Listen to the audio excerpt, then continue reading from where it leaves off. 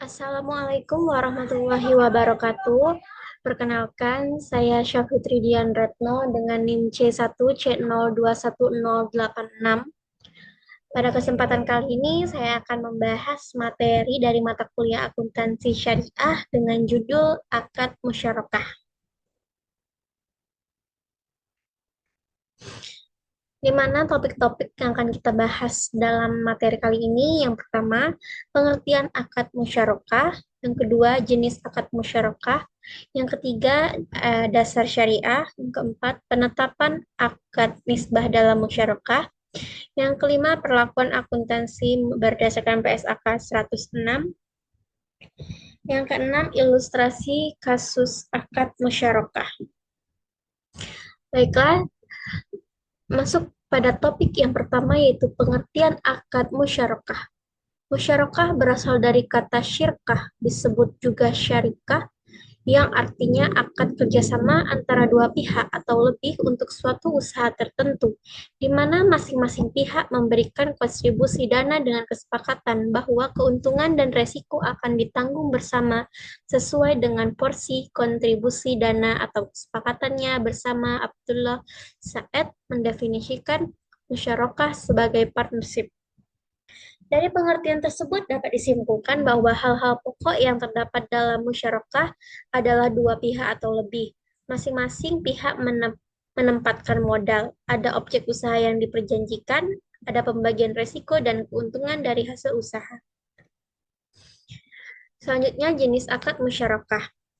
Ulama fikih membagi syirkah dalam dua bentuk, yaitu syirkah amlah atau perserikatan dalam kepemilikan. Eksistensi suatu perkongsian tidak perlu suatu akad dalam membentuknya, tetapi terjadi dengan sendirinya serta mempunyai ciri masing-masing anggota tidak mempunyai hak untuk mewakilkan dan memiliki terhadap partnernya. Bentuk ini dibagi menjadi dua, yaitu syirkah ikhtiari dan syirkah jabari. Yang kedua ada syirkah uqud, sebuah perserikatan antara dua pihak atau lebih dalam hal usaha, modal, dan keuntungan. Kemitraan yang tercipta dengan kesepakatan dua orang atau lebih untuk bekerja sama dalam mencapai tujuan tertentu. Syirkah al-uqud dapat dibagi menjadi empat. Yang pertama syirkah abdad, yang kedua syirkah wujud, yang ketiga syirkah inan, dan yang terakhir syirkah mufadah. Selanjutnya dasar syariah akad musyarakah yang itu ada Al-Quran, Al-Hadis, dan Ijma'.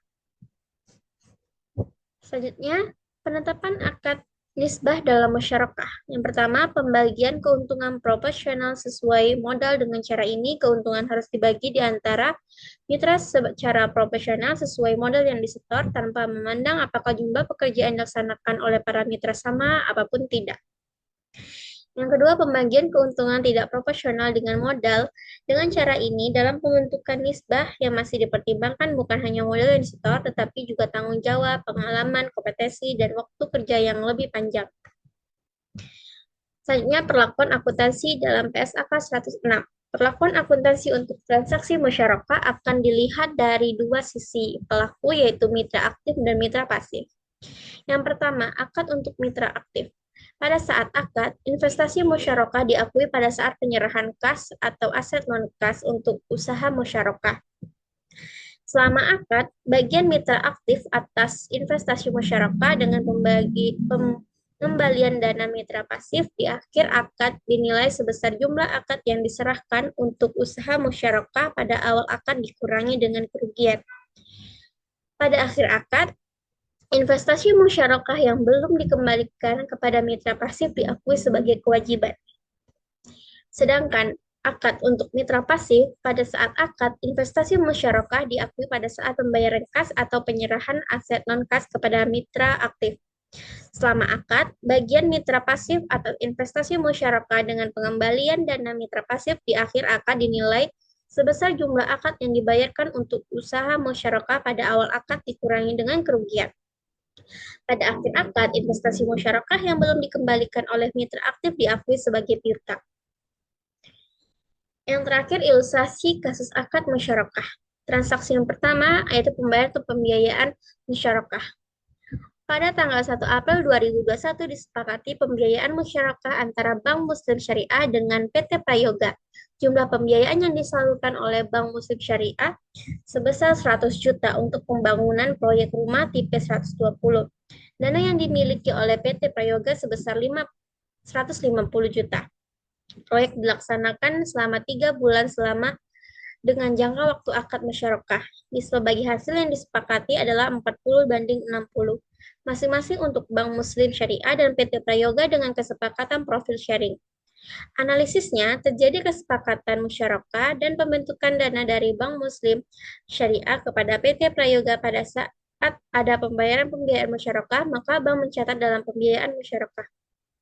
Maka dibuatlah jurnal pada tanggal 1 April 2001 di debit pembiayaan musyarakah sebesar 100 juta dan kas di kredit 100 juta. Sekian pemaparan materi yang dapat saya sampaikan. Mohon maaf jika terdapat kesalahan kata. Saya akhiri wabillahi taufiq wal hidayah. Wassalamualaikum warahmatullahi wabarakatuh.